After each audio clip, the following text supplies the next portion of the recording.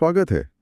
आज हम अंग्रेजी के एक ऐसे शब्द की पड़ताल करने वाले हैं जो दिखता तो बहुत सीधा है लेकिन असल में एक गिरगिट की तरह है। मैं बात कर रहा हूँ हैव की। हाँ, ये शब्द वाकई में बहुत लोगों को परेशान करता है। बिल्कुल। और हमारे हाथ एक ग्रामर की किताब का अंश लगा है जो इसके दो सबसे कंफ्यूजिंग रूपों मतलब हैव और हैव गॉट की राज खोलता है। मुझे लगता है ज्यादातर लोग यही आकर अटक जाते हैं। सही बात है। तो आज का हमारा मिशन है इस गिरगिट को पकड़ना। हम इसके अलग अलग चेहरों को देखेंगे। एक जो मालिक होने का दावा करता है, दूसरा जो सवाल पूछता है और एक तीसरा भी है जो असल में काम करता है। मकसद बस ये है कि आज के बाद हैव और हैव गॉट को लेकर कोई कंफ्यूजन न रहे। चलिए देखते हैं। तो चलिए इसकी परतें खोलते हैं। पहली नजर में हैव और हैव गॉट एक जैसे ही लगते हैं। हमारा सोर्स भी कहता है कि देव गॉट अ न्यू कार और they have a new car का मतलब एक ही है। लेकिन क्या ये हमेशा इतना ही आसान होता है? मुझे तो थोड़ा शक है। आपका शक बिल्कुल सही है। ये हमेशा इतना आसान नहीं होता और अंग्रेजी की यही बारीकी इसे दिलचस्प बनाती है। शुरुआत के लिए आपका उदाहरण एकदम सही है। जब हम किसी चीज पर अधिकार मतलब पोजेशन या रिश्तों रिलेशनशिप्स या फिर बीमारियों की बात करते हैं। अच्छा। तो वर्तमान काल में हैव और हैव गॉट बिल्कुल जुड़वा भाइयों की तरह है। आप किसी का भी इस्तेमाल करें मतलब नहीं बदलेगा। अच्छा, तो मतलब अगर मुझे कहना है कि लीजा के दो भाई हैं तो मैं लीजा हैज टू ब्रदर्स भी कह सकता हूँ और लीजा's गॉट टू ब्रदर्स भी। दोनों 100% सही हैं। 100% सही हुए। इसी तरह अगर सिर में दर्द है तो आप कह सकते हैं आई हैव अ हेडेक या I've got a headache। या फिर a house has a small garden या a house has got a small garden। इन तीनों मामलों में मतलब अधिकार रिश्ते बीमारी आप आजादी से दोनों में से किसी को भी चुन सकते हैं। ये तो साफ हुआ। लेकिन सोर्स में एक चेतावनी दी गई है कंटिन्यूअस फॉर्म के बारे में। यहाँ लिखा है कि हम am having का इस्तेमाल नहीं कर सकते। जैसे we have a nice room in the hotel तो सही है, लेकिन we are having a nice room गलत है। अब ये थोड़ा कंफ्यूजिंग है, ऐसा क्यों? बहुत अच्छा सवाल है और यहीं पर असली कॉन्सेप्ट छिपाए। देखिए, जब हैव अधिकार या किसी चीज के होने की अवस्था मतलब स्टेट बता रहा है तो वो एक एक्शन नहीं है। अवस्था स्टेट। हाँ, आपके पास कमरा है, ये एक स्थिति है, कोई काम नहीं जो आप कर रहे हैं। इसीलिए कंटिन्यूअस फॉर्म मतलब आईएनजी यहां नहीं लगता। ओह अच्छा। We are having a room सुनने में थोड़ा अजीब लगता है, जैसे आप कमरे के साथ कोई एक्शन कर रहे हों। तो ये एक स्टेट वर्सेस एक्शन का टेस्ट है। अधिकार दिखाना एक स्टेट है, इसलिए आईएनजी नहीं।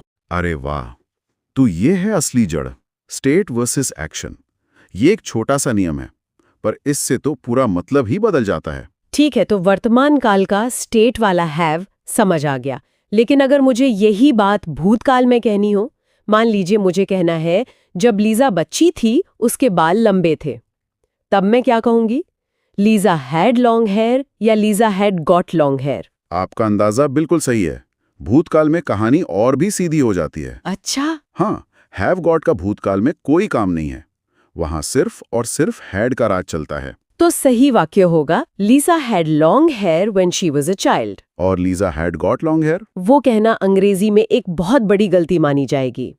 तो नियम सीधा है, भूतकाल में अधिकार के लिए सिर्फ हैड। ठीक है, तो पहला चेहरा साफ हो गया। अब आते हैं दूसरे चेहरे पर जो सवाल पूछता है। सोर्स के मुताबिक सवाल पूछने के 3 तरीके हैं। Have you got any questions, do you have any questions और हैव यू एनी क्वेश्चंस। सच कहूं तो एक सीखने वाले के लिए किसी बुरे सपने से कम नहीं है।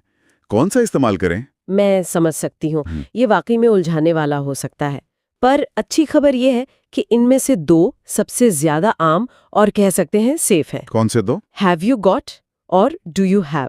हाँ। आप इन दोनों में से कोई भी इस्तेमाल करें, आप कभी गलत नहीं होंगे।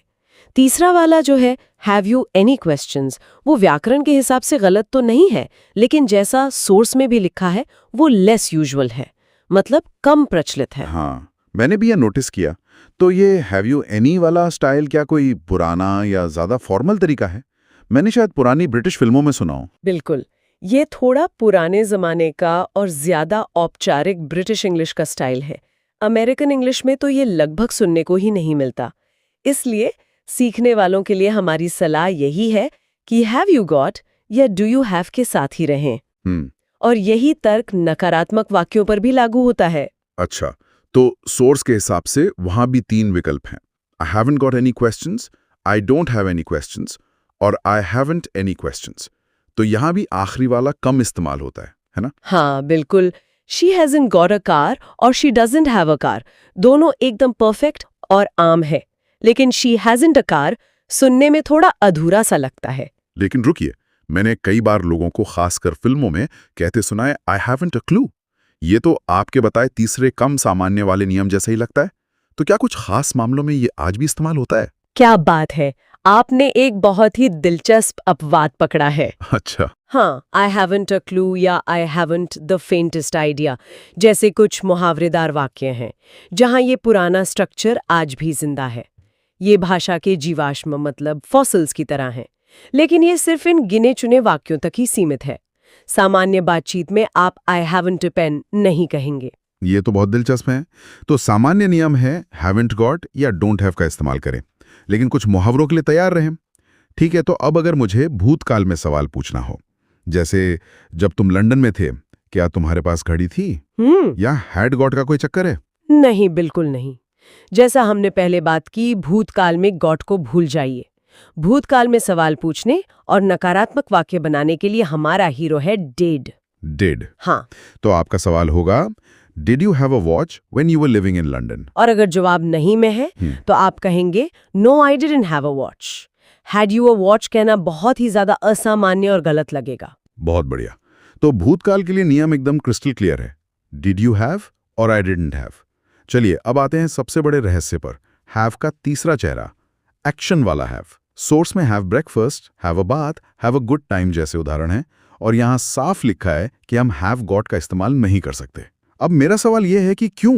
I have got a car सही है, तो I have got a shower क्यों गलत है? यही वो जगह है जहां मैं हमेशा कंफ्यूज होता हूं। और यही वो आहा मोमेंट है जहां सब कुछ साफ हो जाएगा। याद है हमने स्टेट वर्सेस एक्शन की बात की थी? हाँ बिल्कुल। बस वही नियम यहां भी लागू होता है। इन वाक्यों में जैसे have breakfast, have a shower, यहां हैव का मतलब अधिकार या होना नहीं है। यहां हैव एक क्रिया मतलब एक्शन को दिखा रहा है। एक्शन को। हाँ, हैव ब्रेकफास्ट का असली मतलब है नाश्ता करना या to eat breakfast. Have a shower का मतलब है नहाना या टू टेक अ शावर। एक मिनट, तो आप कह रही हैं कि अगर मैं हैव की जगह कोई एक्शन वर्ब जैसे ईट, टेक या एक्सपीरियंस लगा सकता हूं, हाँ, तो हैव गॉट का इस्तेमाल बिल्कुल नहीं होगा। बिंगो, आपने कोड क्रैक कर लिया। यही है वो गोल्डन रूल। अरे वाह। आई हैव ब्रेकफास्ट एट 8 में हैव का मतलब ईट है, इसलिए I have got breakfast at 8 गलत है। लेकिन अगर आपके हाथ में एक सैंडविच है और कोई पूछता है क्या आप कुछ खाएंगे, तो आप कह सकते हैं no thanks, I have already got a sandwich. Oh, क्योंकि यहाँ आप अधिकार जता रहे हैं, मेरे पास है। यही वो जादू है। अरे वाह, ये तो कमाल है। मैंने कभी इस बारे में ऐसे नहीं सोचा था। ये एक छोटा सा बदलाव है, पर इससे पूरा मतलब ही बदल जाता है। ये तो आज की सबसे बड़ी सीख है। तो सोर्स में जो लंबी लिस्ट दी है उसे इस नए नियम से परखते हैं। हैव अ पार्टी मतलब enjoy a party, have a dream मतलब एक्सपीरियंस अ ड्रीम, बिल्कुल। हैव अ चैट मतलब टू टॉक। हाँ, सब में एक्शन है। एकदम सही। और क्योंकि अभी एक एक्शन वर्ब है, तो इसके साथ वो सब कुछ हो सकता है जो एक सामान्य वर्ब के साथ होता है। अच्छा। मुझे याद है, एक बार मेरा एक दोस्त जो अंग्रेजी सीख रहा था, एक मीटिंग में बॉस से बोला, excuse me, I am having a question.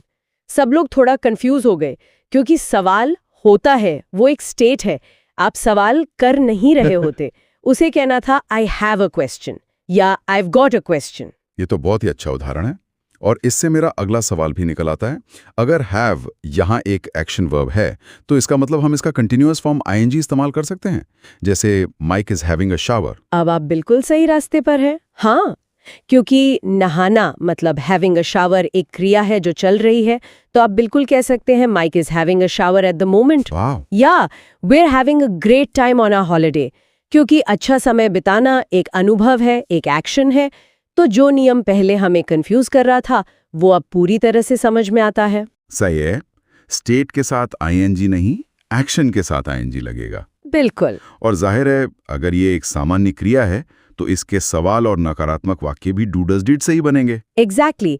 तो आप पूछेंगे What time does Jenny have lunch? ना कि What time has Jenny lunch? और नकारात्मक वाक्य होगा I don't usually have a big breakfast. शानदार। तो आज हमने हैव नाम के इस गिरगिट के तीनों चेहरों से पर्दा उठा दिया है। चलिए एक बार जल्दी से मुख्य बातें दोहरा लेते हैं। पहला चेहरा अधिकार वाला हैव है। अधिकार, रिश्ते या बीमारी के लिए वर्तमान में हैव और हैव गॉट दोनों सही हैं और ये एक स्टेट है। सही। दूसरा चेहरा सवाल जवाब वाला हैव है।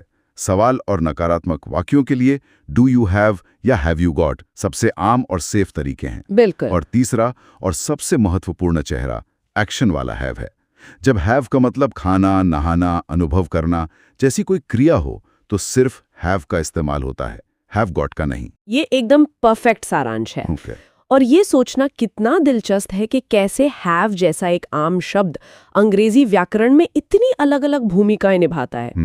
ये सिर्फ एक शब्द नहीं बल्कि एक मल्टी टूल है। अंग्रेजी की यही खूबी इसे इतनी समृद्ध और कभी-कभी चुनौतीपूर्ण भी बनाती है। सही कहा। और जाते जाते एक विचार श्रोताओं के लिए छोड़ती हूँ। जरा सोचिए, हमारी अपनी भाषा हिंदी में हम इन अलग अलग अवधारणाओं को कैसे व्यक्त करते हैं। अधिकार के लिए हम कहते हैं मेरे पास एक कार है। पास होना। हाँ, पास होना एक अवस्था है। और क्रिया के लिए हम कहते हैं मैं नाश्ता करता हूँ। हम दो बिल्कुल अलग क्रियाओं का इस्तेमाल करते हैं, पास होना और करना। अंग्रेजी ये दोनों काम एक ही शब्द हैव से करवाने की कोशिश करती है और शायद सारा कंफ्यूजन वहीं से पैदा होता है। ये सोचने का एक बहुत ही अलग नजरिया है। हाँ, इस बारे में सोचने से ये भी पता चलता है कि अलग-अलग भाषाएं दुनिया को देखने और उसे शब्दों में ढालने के कितने अलग-अलग तरीके अपनाती